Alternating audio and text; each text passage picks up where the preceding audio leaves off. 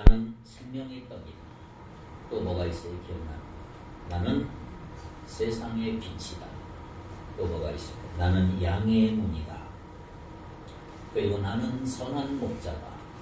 그리고 나는 부활이요 생명이다. 여섯 번째로 나는 길이요 진리요 생명이다. 그리고 오늘 마지막 일곱 번째, 나는 참 포도나무다. 나는 뭐뭇이다 라고 하는 예수님의 일곱 가지 중에 마지막 번째 말씀을 드리려고 합니다. 예수님께서는 하나님을 농부로 비유하고 계세요. 그리고 예수님 자신은 포도나무라고 말씀하십니다. 그 당시 유대나라에서 가장 많이 농사된 품목은 포도였어요. 그래서 예수님 자신은 포도나무요, 하나님은 포도나무를 가꾸고 재배하는 농부로, 그리고 제자들과 우리 예수 믿는 우리는 그 포도나무에 붙은 가지라고 비유하시고 있습니다. 자, 그렇다면 하나님이 농부시라면 하나님의 가장 큰 소원은 뭘까요? 하나님의 가장 큰 관심은 무엇일까요? 농부가 되신 하나님의 가장 큰 관심, 그것은 많은 소출을 얻는 거예요. 많은 열매를 얻는 것입니다. 포도나무 가지마다 포도송이가 주렁주렁 달기를 바라는 것이 하나님이요, 그게 바로 농부의 심정이기 때문입니다. 우리는 흔히 이렇게 생각해요. 하나님은 우리가 구원받는 일에 많은 관심을 가지고 계시다. 틀린 말은 아니지만 거기에 머물러 있어서는 안 됩니다. 자, 우리는 구원받았어요. 우리가 예수 믿습니다라고 고백함으로 구원 얻기만 하면 그것으로 하나님께서 만족하신다라고 생각하면 안 된다는 것입니다. 부모가 자식을 낳는 것도 소원 중에 하나예요. 얼마나 자식을 기다립니까? 그러나 낳고 나면 또 다른 소원이 생겨요. 아무리 무남 동료 5대손 독자라 할지라도 애를 낳기 전에는 자식이 하나 있었으면 하고 기대하고 바라지만 일단 낳고 나면 보다 아주 중요한 소원을 품게 됩니다. 그가 훌륭한 사람이 되는 소원입니다. 마찬가지로 우리 하나님은 우리를 다 구원하신 다음에 더 큰 소원을 하나 가지고 계세요.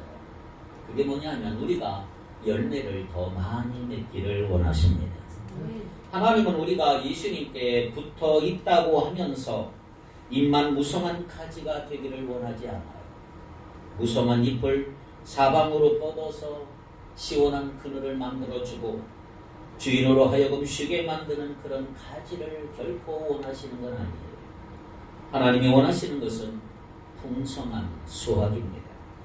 하나님은 우리가 한두 송이 열매 맺는 것으로 만족하지 않으시고 더 많은 열매를 거두기를 원하고 계신다는 사실을 올 한 해 잊지 않기를 바랍니다. 자, 오늘 본문 2절을 봅니다. 2절을 보니까 이렇게 기록이 되어 있어요. 물은 4개에 붙어 있어 열매를 맺지 아니하는 가지는 아버지께서 그것을 제거해 버리시고 무릇 열매를 맺는 가지는 더 열매를 맺게 하려 하여 그것을 깨끗하게 하시느니라. 자, 이 무릇 열매를 맺는 가지는 그 다음에 뭐라고 되어 있어요? 더 열매를 맺게 하려. 하나님은 우리가 열매를 더 많이 맺게 하는데 관심이 계신다. 여기 더라는 말은 영어로 more랍니다. more, 더. 하나님의 소원은 더 많은 열매 있지 아니하고 단순한 열매 있지 아니하고 더 많은 열매이다. 더 많은 열매. 또 5절을 보세요. 5절은 이렇게 되어 있어요.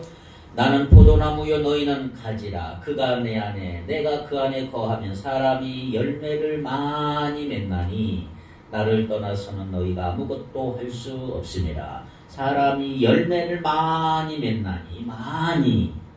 영어에 이것은 much입니다. much.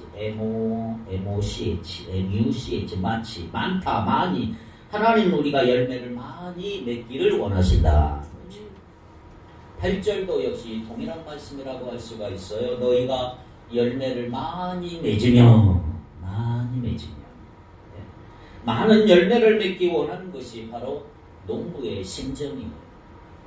죽으라고 농사를 한 해 지어놓고 반타작하고 싶어하는 사람이 어디 있겠습니까? 그래서 농부 되신 하나님도 오늘 우리가 많은 열매 맺기를 원하고 계신다는 거죠. 하나님은 우리가 예수 믿습니다라고 하는 그런 기초적인 신앙 고백을 하는 것으로는 절대 만족하지 않아요. 이제 하나님 편에 볼 때 여러분 각 사람, 우리 각 사람은 풍성한 소출을 기대할 수 있을 만한 포도나무인 줄 믿습니다. 그래서 하나님 우리가 열매를 많이 맺기를 원하신다. 그러면 하나님께서 우리에게 원하시는 열매가 뭘까요? 무엇을 가지고 열매라고 말씀하실까? 저는 열매라고 하는 말에는 매우 포괄적인 의미가 있다고 생각합니다. 열매를 이렇게 정의하고 싶어요. 예수 믿는 사람이 신앙생활하면서 그리스도를 닮아가는 어떤 인격과 그 예수님을 따르는 삶을 통해서 하나님을 기쁘시게 할 수 있는 그 모든 것이 열매라고 할 수가 있습니다. 그래서 성경에 보면 전도의 열매라고 말하는 사람들, 우리가 거룩한 삶을 사는 것도 열매라고 하는 것, 가난한 사람을 위해 헌금하는 것도 열매라고 그랬어요. 우리가 잘 아는 갈라디아 5장 22절 23절을 한번 다 같이 읽겠습니다. 시작. 오직 성령의 열매는 사랑과 희락과 화평과 오래 참음과 자비와 양성과 충성과 온유와 절제니 이 같은 것을 금지할 법이 없느니라. 여기는 특별히 인격의 성숙을 나타내는 것을 열매라 그랬어요. 모든 것은 예수님 안에서 우리 인격을 성숙시키는 열매들이라고 할 수가 있습니다. 이와 같이 예수님을 닮아서 우리 인격이 성숙해 가는 것, 이걸 우리는 열매라 이렇게 말합니다. 히브리서 13장 15절. 돈을 히브리서 13장 15절. 이게 아닌 것 같은데요. 히브리서 13장 5절인가요? 15절. 그러므로 우리는 예수로 말미암아 항상 찬송의 제사를 하나님께 드리자. 이는 그 이름을 증언하는 입술의 열매니라. 입술의 열매. 경배와 찬양을 드리는 예배의 삶을 가리켜서 열매라고 했어요. 열매. 그러나 중요한 것은 우리가 맺어야 될 열매가 무엇인가 알기 위해서는 우리가 붙어있는 포도나무가 예수님이라는 사실을 기억할 필요가 있습니다. 예수님. 포도나무에 붙어있는 가지는 포도가 맺어야 안 맺어요? 포도가 열리게 믿습니다. 열리는 거예요. 그렇다면 예수님이 포도나무요, 그분이 우리의 나무라고 한다면 우리의 열매는 누구여야 돼요? 예수님이어야 된다. 예수 나무는 예수 열매를 맺게 될 줄 믿습니다. 자, 이런 의미에서 우리가 맺어야 될 열매란 한마디로 말하면 예수님을 닮는 것이다. 예수님을 닮는 것이다. 옆 사람 한번 보세요. 예수님 닮아야 한다면서. 옆에 분을 한번 잘 보세요. 예수님을 닮아가기를 바랍니다. 인격과 삶을 통해서 예수님을 비슷하게 닮아가는 것이 열매예요. 포도나무가 포도를 맺는 것 같이 예수나무는 예수를 맺어야 된다. 말이죠. 내가 예수 믿는다면 예수님을 닮아가야 됩니다. 부부는 닮아간다고 서로 늘 보니까. 자, 오늘 보면 8절 이 말씀을 확증해 주잖아요. 8절이 제일 중요한 것 같아요. 시작. 너희가 열매를 많이 맺으면 내 아버지께서 영광을 받으실 것이요 너희는 내 제자가 되리라. 자, 예수님의 제자가 된다는 말이 무슨 뜻입니까? 예수님 닮는 사람이 된다 이 말이에요. 그러니까 우리가 열매를 많이 맺으면 주님을 닮은 사람이 되는 줄 믿습니다. 그러므로 우리는 이 말씀을 좀 고민하면서 들어봐야 돼요. 고민해야 돼요. 내가 얼마나 예수님을 닮아갔는가. 저 자신도 이 말씀을 가지고 준비하면서 좀 회개하는 마음으로 준비를 해요. 과연 내 인격이 주님을 얼마만큼 닮아져 갔는가. 닮은 것이 많다면 우리 하나님이 대단히 기뻐하실 텐데 과연 나는 얼마나 주님을 따르며 살고 있다고 말할 수 있을까? 그렇다면 농부가 포도송이가 많이 맺힌 포도나무를 보고 즐거워하듯이 하나님께서도 나를 보고 즐거워하실 텐데 과연 나에게 그런 열매가 존재할까? 이 시간 여러분도 좀 고민하면서 자신을 돌이켜보기를 바랍니다. 사람들의 눈에 뜨이지 않는 비밀스러운 것까지도 다 꿰뚫어 보시는 하나님께서 여러분의 인격과 여러분의 삶을 보고 야, 참 너 예수님 많이 닮았구나. 너 예수 많이 닮았구나. 정말 열매가 많은 포도나무 같구나. 놀랍도다라고 만족하실 수 있다면 할렐루야지요. 그렇게 되기를 바랍니다. 그런데 만일 그렇지 못하다면 하나님이 얼마나 안타까워하실까. 예수를 10년 믿어도 자식들 눈에 전혀 달라진 무엇이 보이지 않는 부모라면, 교회에서 집사가 되고 권사가 되어도 부부끼리 예수 믿는 사람으로서 어떤 특별한 것이 전혀 드러나지 않는다면, 너나 나나 똑같다라고 하는 생각이 들 만큼 아무런 열매가 보이지 않는 사람이라면, 만약에 우리가 이와 같은 삶을 산다면 많은 열매를 기대하시는 하나님께서 얼마나 슬퍼하실까요? 입만 무성한 포도나무 같은 사람들이 오늘날 너무 많습니다. 무늬만 크리스찬들. 겉으로 보기에는 화려한 것 같이 보이지만 가까이 가서 보면 열매 하나 찾아보기 어려운 허울 좋은 교회들이 너무 많습니다. 주님 나를 보실 때 과연 주님이 만족할 만한 열매가 있을까? 내가 주님을 만족하게 할 만한, 주님을 기쁘시게 할 수 있는 그런 처지에 있나? 자주 자신을 살펴볼 수 있는 은혜가 임하기를 바랍니다. 해마다 포도 농사를 하는 농부는 그 포도나무가 열매를 많이 맺도록 하기 위해서 정성을 쏟아서 해주는 일이 하나 있어요. 그게 뭐냐 하면 전지 작업이에요. 전지. 가지치기 한다. 쉽게 가지치기를 말하죠. 농부는 포도나무 하나하나를 일일이 찾아다니면서 손으로 만지고 들여다보면서 살펴본 다음에 가지가 죽어있다면 인정사정 없이 잘라내버리죠. 앞으로 열매를 맺을 가능성이 없다고 하는 순, 그 가지도 다 추려내고 가려내는 작업, 그게 전지 작업이죠. 자, 왜 죽은 가지를 잘라내야 할까요? 그걸 그대로 놓아두면 병균이 많아서 나중에 건강한 나무까지, 가지까지 못쓰게 만들죠. 왜 열매를 맺을 가능성이 없다고 생각되는 가지의 순을 다 떼어버릴까요? 그걸 그대로 놓아두면 다른 가지들이 열매를 맺는 데 필요한 자양분까지도 전부 다 도둑질해 가기 때문에 사전에 다 잘라버리는 것입니다. 우리 하나님도 우리가 열매를 많이 맺도록 하기 위해 전지 작업을 하세요. 가지치기를 하신다 이 말이에요.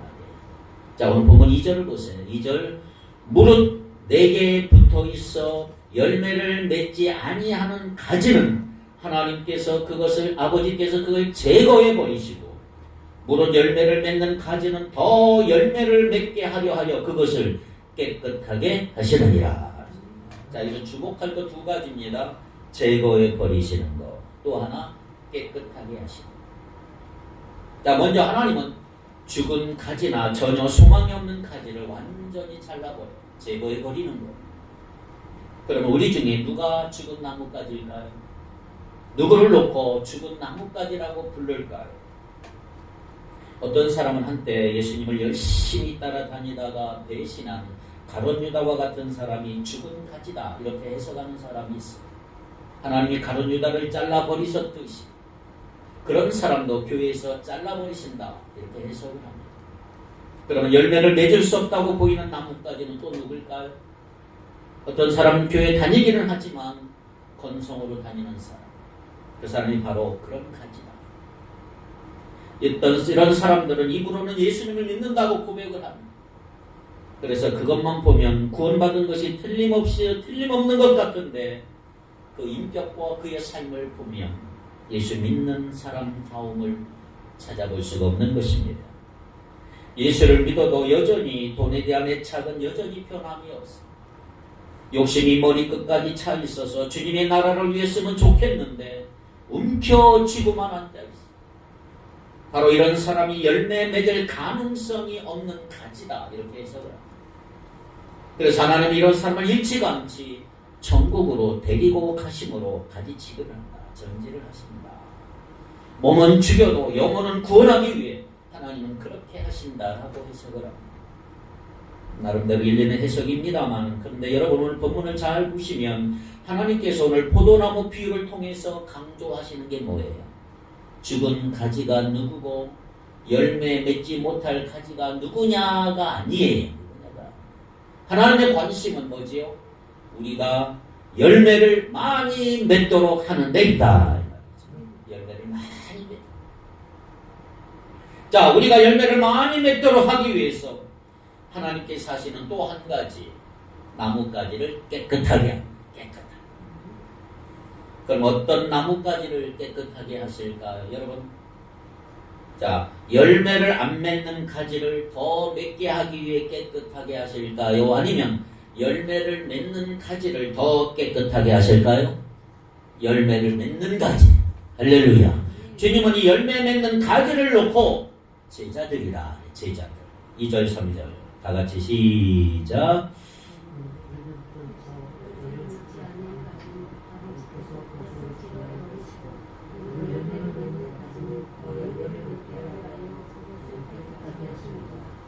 너희는 내가 일러준 말로 이미 깨끗하여졌으니. 하나님은 제자들을 열매를 맺는 가지로 보시고 그들을 이미 말씀으로 깨끗해 주셨다는 거예요. 한 걸음 더 나아가 예수 믿는 저와 여러분 우리들도 산 가지로 보시는 줄 믿습니다. 예수님이 십자가에 피 흘려 구원해 주신 너무나 소중한 하나님의 자녀들이기 때문에 우리 각 사람을 죽은 가지로 보시지 않고 하나님은 우리를 열매 맺는 가지로 보신다 이 말이에요. 하나님이 조금만 손질해 주시면 풍성한 열매를 열릴 수 있는 가지로 보신다는 말이에요. 그렇기 때문에 오늘도 하나님은 우리를 향한 기대를 결코 포기하지 않고 계신다. 그러면 우리가 더 많은 과실을 맺도록 하기 위해서 하나님은 어떤 방식으로 깨끗함을 요구하실까요?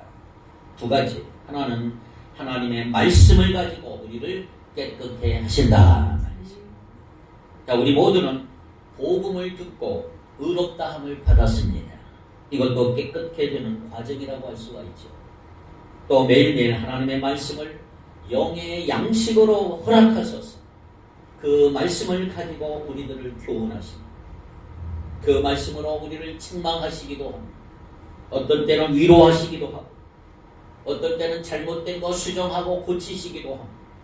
어떨 때는 내가 깨닫지 못한 비밀한 은혜를 깨닫고 기뻐하게 해주십니다. 우리의 영혼을 소생하게 만드십니다. 어떨 때는 세상 사람들을 이길 수 있는 지혜와 용기를 주신단 말이에요. 말씀을 가지고 성령을 통해서 이와 같은 은혜를 주심으로 우리를 깨끗하게 하시는 줄 믿습니다. 오늘 이 아침 여러분 이 자리에 와서 예배를 드리면서 설교를 귀담아 듣는 이유가 뭘까요? 하나님이 여러분을 깨끗하게 하기 위해서 말씀으로 여러분을 교훈하고 계시는 거예요. 하나님의 말씀을 잘 들으면 우리가 열매를 많이 맺습니다. 이 말씀을 마음속에 잘 담으면 우리의 인격과 우리의 삶을 통해서 하나님이 기뻐하시는 많은 열매들이 나타나게 된다 이 말이에요.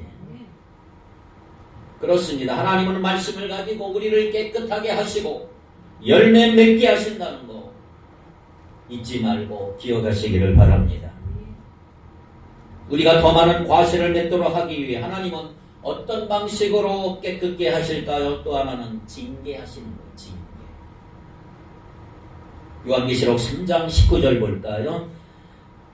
요한계시록 3장 19절에 보면 무릇 내가 사랑하는 자를 책망하여 징계하노니 그러므로 네가 열심을 내라 회개하라.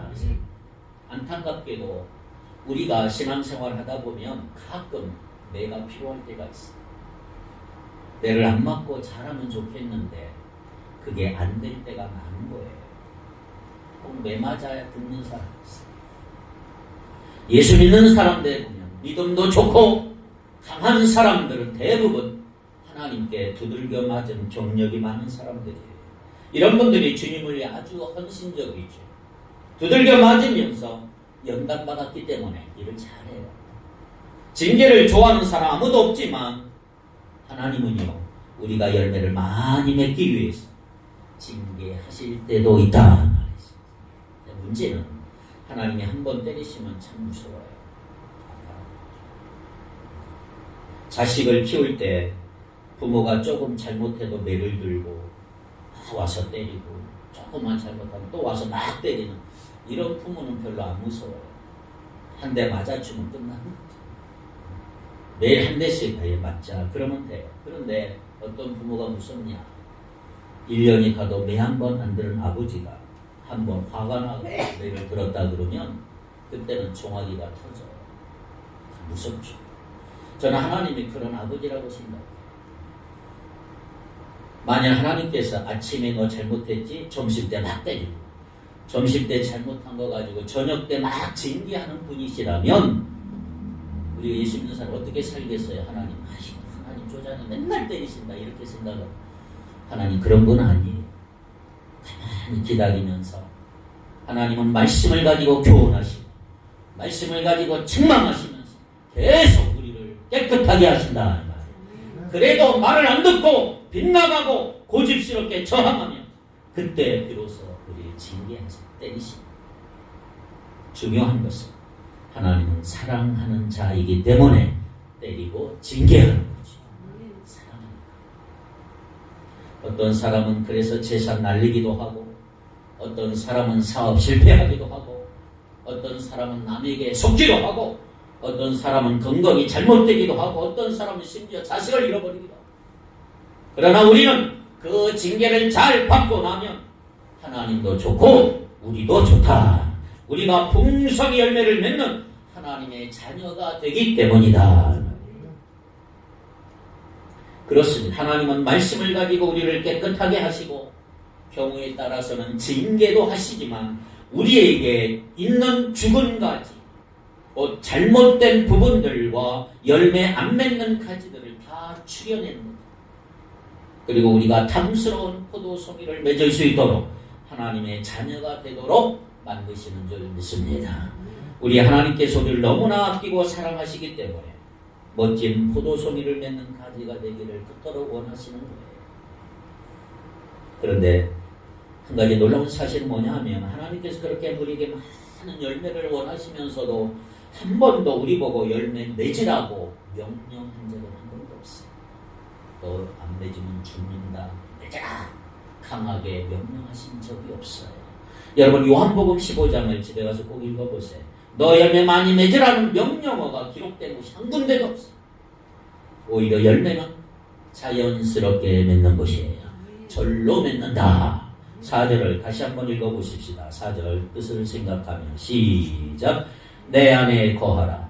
나도 너희 안에 거하리라. 가지가 포도나무에 붙어 있지 아니하면 스스로 열매 맺을 수 없음 같이 너희도 내 안에 있지 아니하면 그러하리라. 가지가 자기 스스로 열매 맺는 게 아니에요. 가지가 할 수 있는 유일한 것이 있다면 나무에 붙어 있는 거예요. 나무에 붙어 있기만 하면 다 돼요. 다 되는 거예요. 이제 일은 나무가 다 해줘요. 거기에서부터 영양분, 수분을 끌어올리고 가지에게 충분히 공급해주는 것. 가지는 그걸 받아 먹으면서 가만히 있으면 열매를 맺게 되어 있어요. 잎이 나고 꽃이 피고 열매가 주렁주렁 열리는 거예요. 오늘 우리도 마찬가지에 여러분, 우리가 스스로 열매를 맺으려고 몸부림칠 필요 없어요. 열매 맺는 것은 우리가 몸부림친다고 되는 것도 아니고 우리가 아무리 선해 보려고 해도 안 돼요. 우리가 할 일은 하나밖에 없어요. 포도나무 대신 예수님께 딱 붙어있는 거예요. 붙어있는 거예요. 붙어만 있으면 열매는 맺는 거예요. 그래서 성경이 열매를 많이 맺으라 이렇게 말씀하지 않고요. 내 안에 거하라. 내 안에 거하라는 명령만 거듭 반복해서 말씀하신 이유가 바로 여기에 있어요. 오늘 본문 1절부터 10절까지 보면 안에 거한다는 말씀이 10번 정도 계속 반복이 됐어요. 그만큼 중요하기 때문에 거듭 강조하는 거죠. 4절이 가장 대표적인 말씀이에요. 내 안에 거하라. 나도 너희 안에 거하리라. 가지가 포도나무에 붙어있지 아니하면 스스로 열매를 맺을 수 없음 같이 너희도 내 안에 있지 아니하면 그러하리라. 자, 여러분 이 말씀을 거꾸로 한번 읽어보세요. 내 안에 거하라. 나도 너희 안에 거하리라. 가지가 포도나무에 붙어있으면 절로 열매를 맺는 것 같이 너희도 내 안에 있으면 저절로 열매를 맺게 될 것이다. 그러므로 우리 반드시 예수님 안에 거하기를 바랍니다. 이게 정답이라. 문제는 예수님이 내 안에 거하시는 것은 하나님의 특별한 은총으로 되어지는 현상이지만 내가 예수님 안에 거하는 데는 여러분들이 특별히 노력하셔야 돼요. 이게 문제입니다. 이렇게 질문하는 분 계세요. 예수 믿는 사람은 자동적으로 예수님 안에 있지 않습니까? 예, 맞아요. 내가 예수님 구원자와 구원받은 사람과의 관계에 있는 한 우리 모두는 이미 예수님 안에 있는 줄 믿습니다. 그런데 우리는 내가 예수님과 어떤 관계를 형성한 것으로 끝나면 안 돼요. 우리가 어떤 집에서 태어나서 호적상, 주민등록상 그 집의 자녀가 되었다 할지라도 그 집의 식구처럼 살려고 하면 호적만 가지고는 안 돼요. 노력해야죠. 가족 관계를 위해서 힘쓰고 노력해야 돼요. 예수님도 우리와 관계가 같은 것입니다. 우리는 이미 예수 안에 있습니다.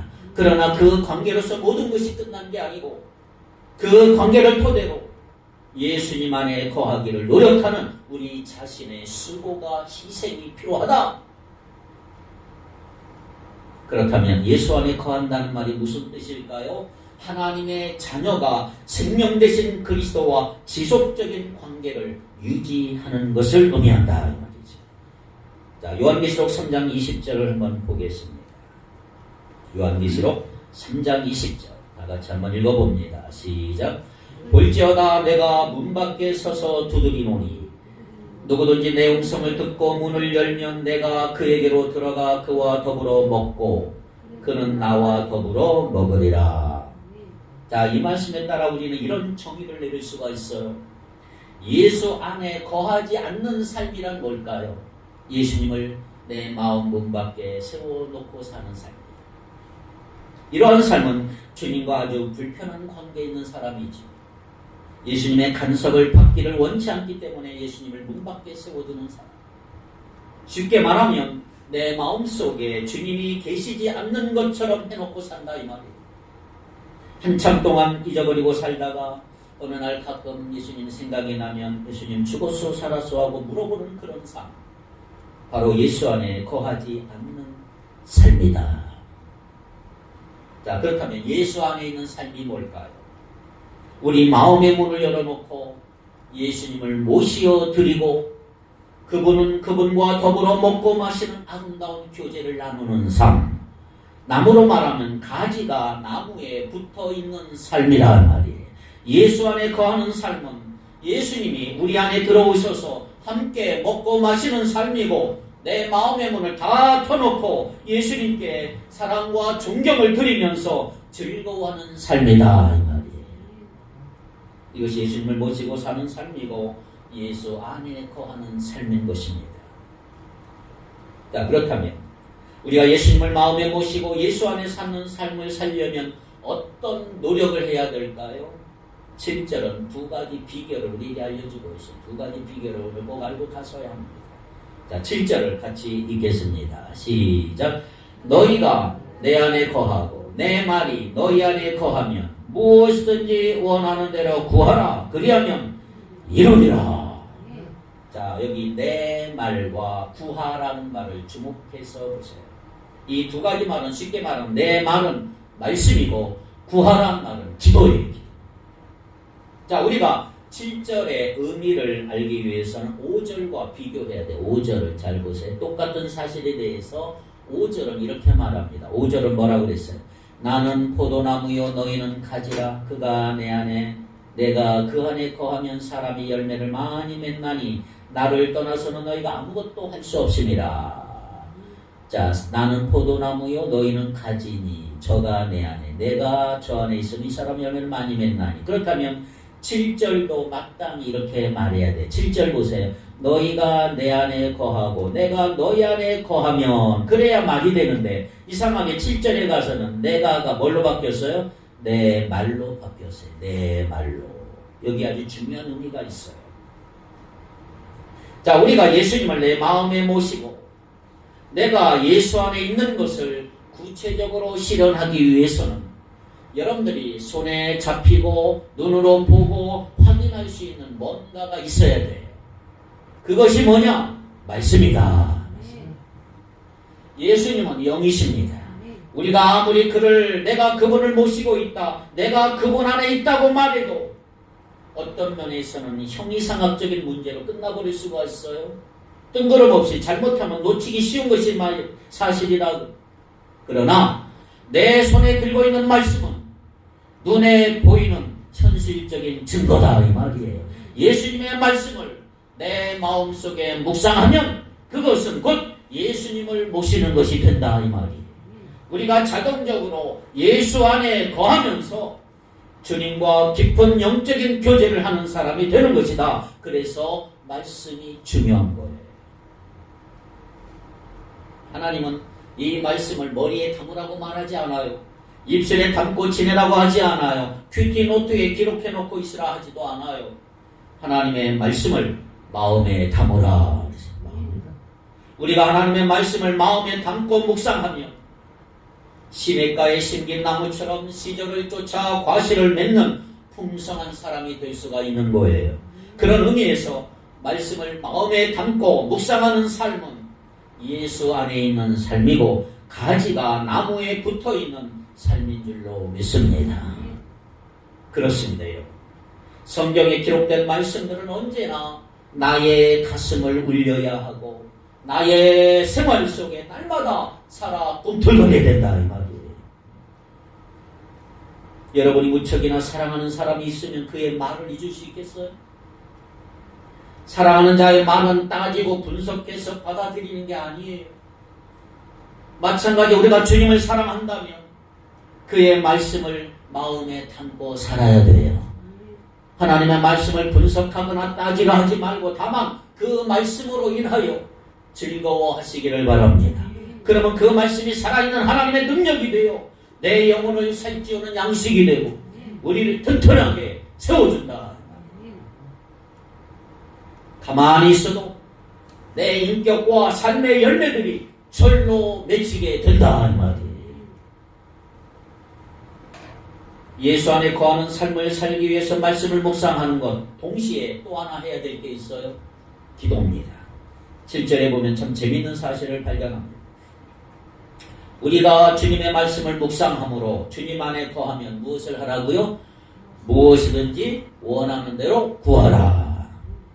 무엇이든지 원하는 대로 구하는 기도가 왜 말씀을 묵상하는 것에 뒤이어 나올까요? 여기 참 중요한 의미가 있어요. 기도는요, 우리가 억지로 해야 될 때도 많이 있지만 자연스럽게 되는 때가 많아요. 하나님의 말씀을 다 펴놓고 그 말씀을 내가 마음에 담고 묵상하면서 예수님과 깊은 사랑의 교제를 하기 시작하면 말문이 열려요. 기도가 터진단 말이에요. 그 기도는 어떤 것도 구할 것, 어떤 것만 구할 수 있는 제한적인 게 아니고 무엇이든지 원하는 대로 구하는 그런 기도인 줄 믿습니다.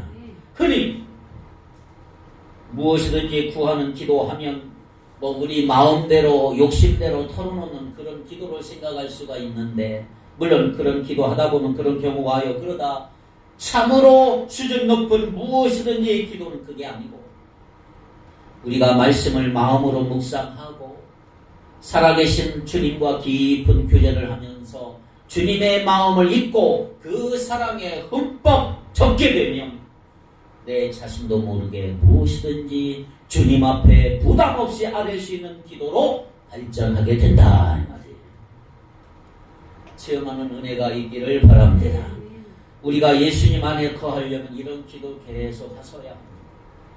예수님 안에 거하려면 이런 기도의 세계를 알아야 되고 체험해야 돼요. 신앙생활은 막막한 삭막한 사막이 아니에요.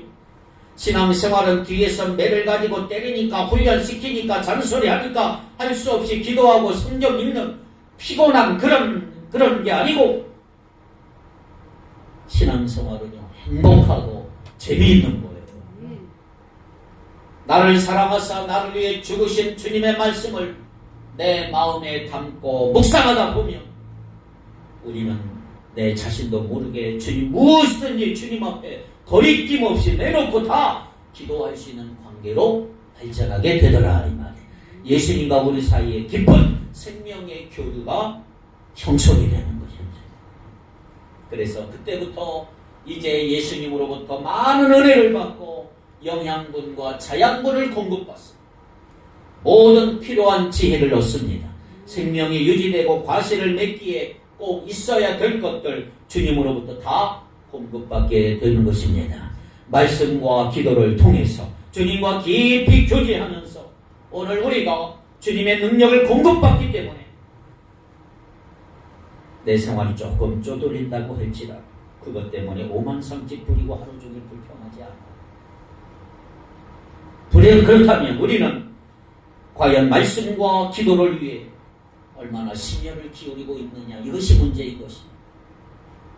불행하게도 우리는 말씀과 기도하는 것이 참 많은 방해를 받고 있습니다.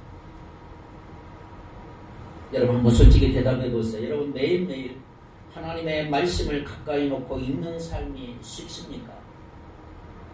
말씀을 묵상하는 생활이 그렇게 쉬운가요?